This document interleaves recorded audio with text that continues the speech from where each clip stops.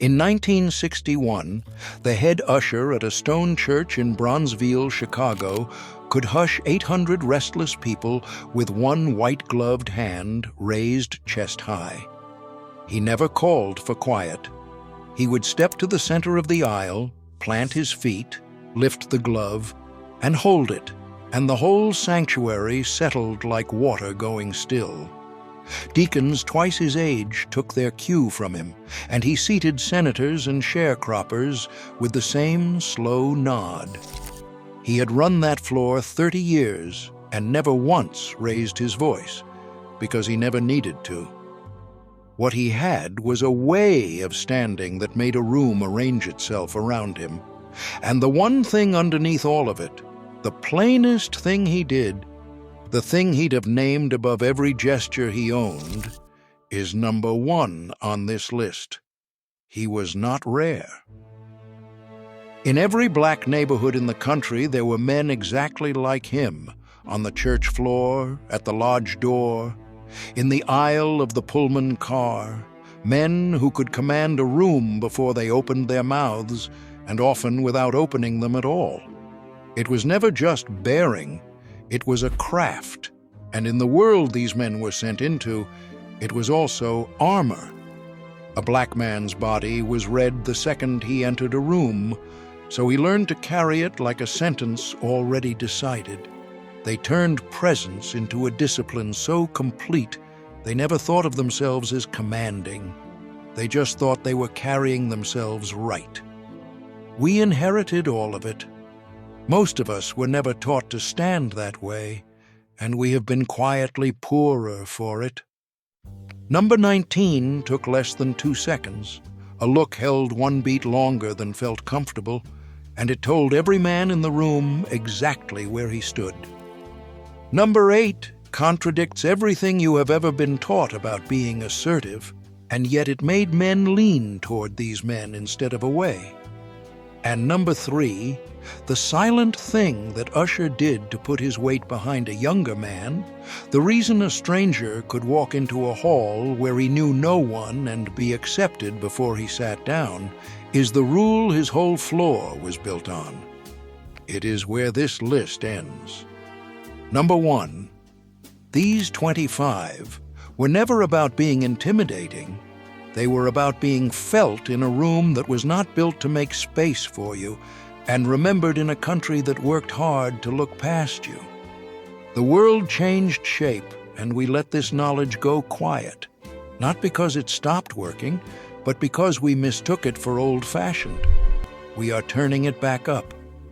Every rule on this list, that Usher lived by heart. Hit that subscribe button, and let us count down the 25 ways black men commanded a room in the 1960s without saying a word. Number 25, the pause in the doorway. Before you entered another man's room, you stopped on the threshold, one full breath, 3 seconds, then came in like a man who already knew where everything was. Cornelius Pate did it at every lodge hall in the Hill District of Pittsburgh, one hand on the frame while his eyes took the room's measure. The pause was arrival, not nerves. You did not hurry into a room, you let it watch you decide to enter it. Number 24, hat off, head up. Crossing a threshold, a home, a church, a shop, the hat came off. Not snatched. Lifted with one hand and held at your side, chin level, eyes forward. Silas Boone removed his the same way for 60 years on Sweet Auburn in Atlanta, and the young men learned the line it drew. The hat said the courtesy. The raised chin said it was courtesy and not fear. The hat said the respect. The body said the rest. Number 23, the unhurried walk. A commanding man never rushed his own steps. He crossed a room at the pace he chose and let the room wait the half-second it took him to arrive. Amos Ridley moved through the crowd on Central Avenue in Los Angeles like he had been promised the space, heels unhurried on the tile. That was the usher's walk too, straight down the center aisle, slow enough that every eye had time to find him. Slow was not timid. Slow was a man sure of the ground. Number 22, the straight back. Whatever the week had bent him over, a man came into a room upright, shoulders squared, chin level, spine like a plumb line. Elias Ford left the steel mills of the Hill District aching and still walked into church straight as the door frame. The straight back refused to let a hard world read defeat into his shoulders. Posture was not vanity. It was a verdict he passed on himself before anyone else could. Number 21, rise for the elder, rise for her. When a woman entered or an elder approached, you were on your feet before you thought about it, paper down, talk paused, both feet under you. Grover Banks rose so often at his Harlem church that the younger men teased him, until they heard how the old women spoke of him when he left. The usher rose first, every time, and the whole row rose with him. Sitting was easy. Standing was the whole sermon. Number 20, the handshake that meant it. You took a man's hand like you meant to remember it, firm, brief, dry, eyes up, one clean pump and release. Not a contest, a statement. Percy Van told every nephew at the Union Hall, a soft hand makes a man wonder, a crushing one makes him resent you, the right one ends it. For men shut out of the rooms where deals got signed, the handshake was the contract a black man could trust when paper would not. Not a greeting, a guarantee. Number 19, the eye held a beat. You looked a man in the eye one beat longer than felt comfortable, then let it go, warm, not a stare, not a flinch. Nathaniel Sharp did it with every man he met on Beale Street in Memphis, and they came away feeling weighed and approved. For a generation taught to drop their eyes, holding them between equals was a quiet act of command. The eyes did the work the mouth never had to. Number 18, the hands kept still. A commanding man did not fidget. No drumming fingers, no jingling pocket, no reaching for something to hold. The usher stood at the head of the aisle with his gloved hands folded low and perfectly still, and it settled every hand in the room. The man who could keep his hands quiet was the man a room decided to trust. Stillness in the hands was authority you could see. Number 17, the shine you could see your face in. Whatever the suit cost, the shoes were shined, spit, rag, 10 minutes on the porch step until the leather threw back the light. Booker Cade shined his nightly on the porch step, and the men at the plant who passed him over still straightened when he walked in. It was not vanity. It was a statement, made in leather, that no one in the room would write him off. Here is what nobody talks about. Somewhere between the tearing down of the old blocks and the scattering of families across cities never built for them, a whole apprenticeship in how to carry yourself disappeared. There used to be a place where a black boy learned to stand from grown men who owed him nothing but the one duty every man felt, to pass it on. The usher taught him with a look. The deacon taught him with a hand on the shoulder. The old head on the corner taught him by letting the boy watch how he held himself. It happened on the church floor, in the lodge hall, in the time between things. We did not decide to stop teaching a boy how to stand in a room. We lost the rooms where it happened and have been raising men without them ever since. Number 16, the nod that did the work.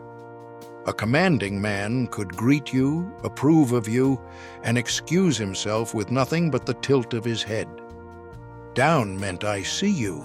Slow meant well done. A single lift toward the door meant the conversation was over, with no offense taken.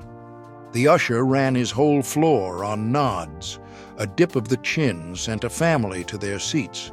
A small shake held a latecomer at the door.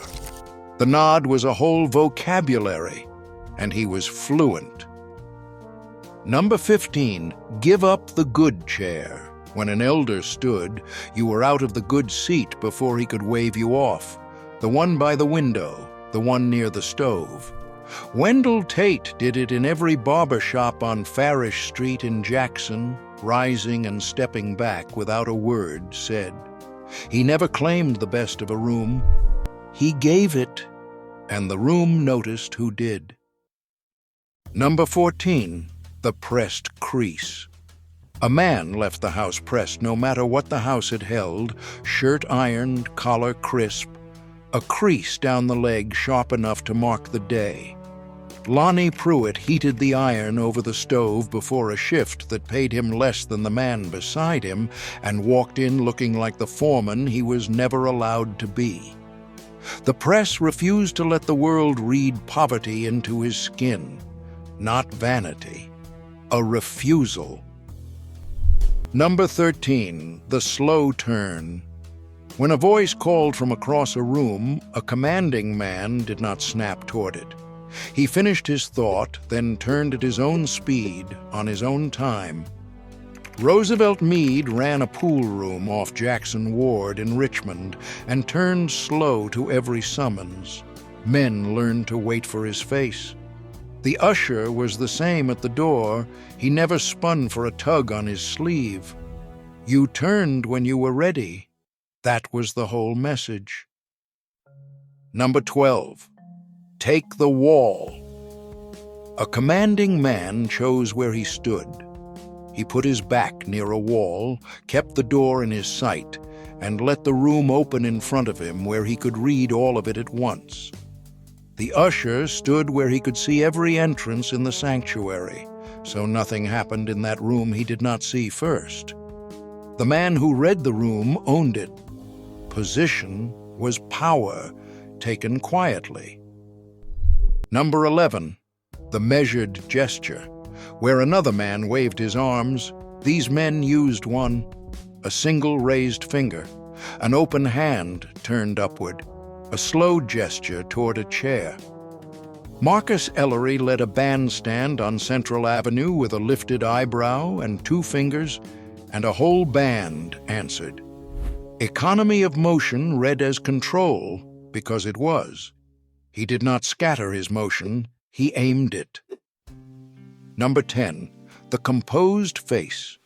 Whatever landed on him, his face did not give it away. Not the insult, not the good news, not the fear. Ezekiel Vaughn ran a funeral home in Overtown, Miami, and held rooms full of grief steady because his own face never broke. The usher's expression did not change from the first hymn to the last. The unreadable man was the calm the room borrowed. Number 9, walk a man to the door. You never let a guest show himself out. You rose, walked him the whole way, and stood there until he had gone from sight. Clifton Rhodes walked every visitor clear to the curb in Greenwood, rain or cold, hand raised until the man was down the block. In homes where hospitality was one of the few riches a family owned, the walk to the door was the period at the end of a good sentence. Here is the part of his story we have been circling. The head usher did not start in the center of that aisle. He started at the very back, a boy holding one heavy door, watching the old man who ran the floor, still a whole sanctuary with a single raised glove. He watched for years before anyone handed him gloves of his own, how the old man stood, how he never rushed, how he quieted a room without a sound because he was the stillest thing in it. And the day the old man walked him to the center of the aisle and stepped back into the shadows, the boy understood he was not being given a task. He was being handed a room, a bearing, and a line of men who had stood this way going back further than either could name. He would hold that floor 30 years the way it had been held for him. And the one thing the old man taught him first is still coming. It is number 1. Number 8, the open hand, never the point. Everything tells a young man to be assertive, to point, to jab a finger, to press in close. These men knew the opposite pulled a room toward them. You gestured with an open hand, palm up, and never leveled a finger at a man. Julius Reeves ran a Prince Hall Lodge in the Ville in St. Louis and could correct a whole room with 2 upturned palms. The pointed finger closed a man. The open hand invited him. Number 7, both feet planted. A commanding man stood on both feet, weight even, and did not shift, rock, or lean on things. The usher planted himself at the head of the aisle like a post set in concrete, and the steadiness of his stance steadied everyone who looked at him. Where you put your weight was a statement. He put his down and left it there. Number 6, the space you kept around you. A commanding man did not crowd people, and he did not let himself be crowded.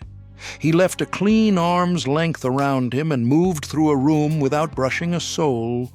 Theodore Gaines walked the length of a packed hall in Deep Ellum, Dallas, and never once bumped a shoulder, and men stepped back to give him the lane.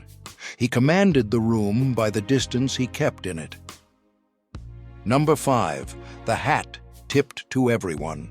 He acknowledged every soul he passed, but without a word, with the touch of 2 fingers to the brim. The elder, the child, the woman with her arms full, the man sweeping the walk. The usher tipped his to everyone who crossed his threshold, the mayor and the maid, the same 2 fingers. In a world that walked past black people like furniture, the man who tipped his hat to everyone refused all day long to let a single person feel unseen. The tip cost nothing.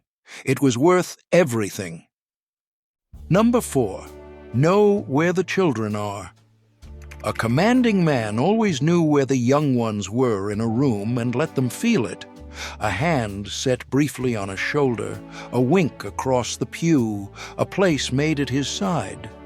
The usher knew every child in that sanctuary by sight, and had a steadying hand ready for each. For a boy the wider world overlooked, a grown man's hand on his shoulder could straighten his whole spine. He was teaching them, without a word, that they counted. Number 3, stand beside a man. The deepest silent rule of the lodge and the church floor. You vouched for a younger man, not with a speech, but by being seen at his side. You stood next to him, walked him in, set a hand on his shoulder where the room could see it, and that stranger was received before he said a word. Harvey Lott was walked into a hall in another city on the strength of one older man's hand on his back, and never embarrassed it. This was the rule the usher's whole floor was built on. When he stood beside a young man, the room accepted him on sight. To stand beside a man was to lend him your name in silence.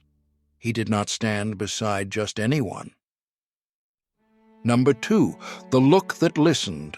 A commanding man listened with his whole body, turned square to you, leaned in a degree, eyes steady, everything else in the room forgotten.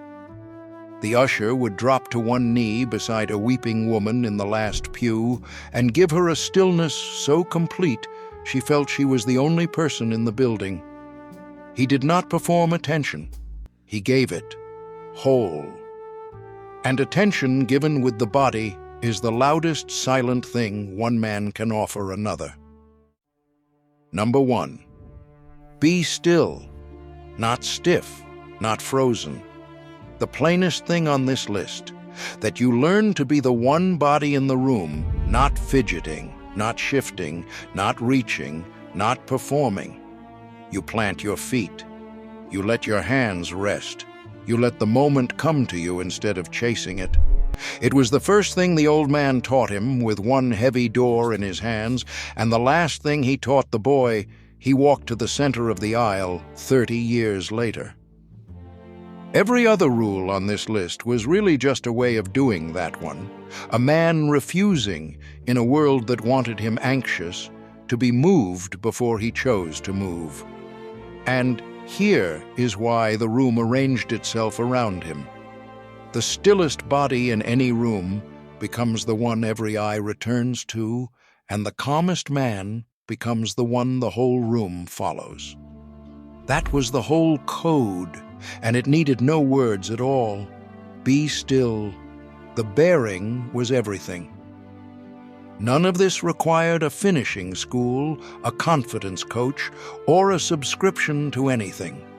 It required a decision, a man deciding how he would carry himself before the room ever got a vote.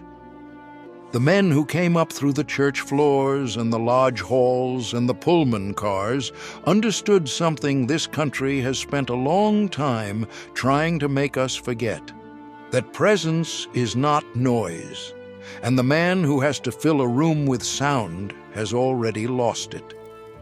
These were men who chose, against everything, to stand with dignity in a world that did not require it of them, and taught their sons to stand the same way. The rooms that built them have gone quiet, but the thing those rooms did is not complicated, and it is not lost. And somewhere a man is still stepping to the center of the aisle, planting his feet and holding a room without saying a word.